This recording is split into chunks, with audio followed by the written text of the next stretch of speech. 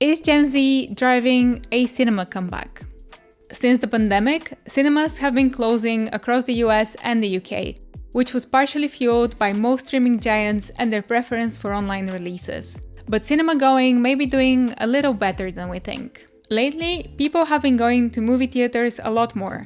Last year, US theaters saw an 8% increase in habitual moviegoers and a 10% increase in Gen Z audiences compared to 2022.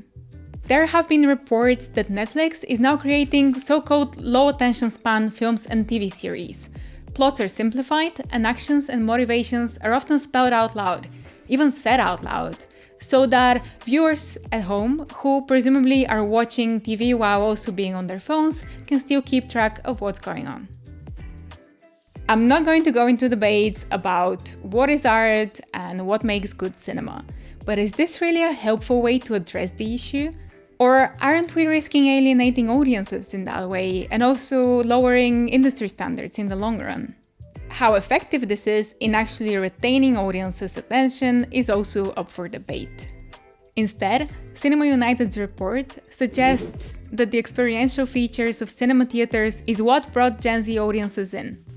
Extra large format cinema screens that offer complete immersion, or in other words, the exact opposite of multi-screen distraction, was the number one feature that Gen Z audiences seem to value. But there's also something else. Movie marketing has expanded online, but there are some celebrities who do more for popularizing cinema than promoting their own work. A-listers like Ayo Edebiri have official accounts on Letterboxd.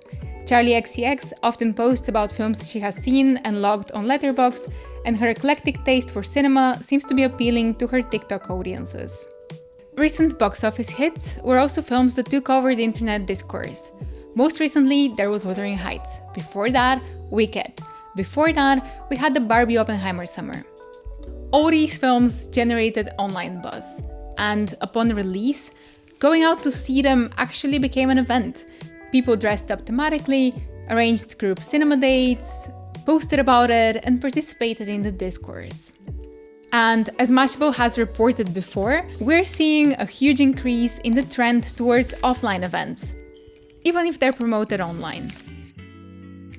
It is difficult to quantify how much of online film culture has actually contributed to Gen Z's increased interest in cinema going. I'm personally not entirely convinced how helpful this generational divide is when it comes to cinema going. It's also important to note that 2025 was an exceptionally good year for cinema, and despite the low attention span accusations, quality actually matters. So we'll see if these trends persist. But in the meantime, I'm curious, what makes you go to the cinema? And how do you decide whether to watch a film at home or in the theater? Let us know in the comments.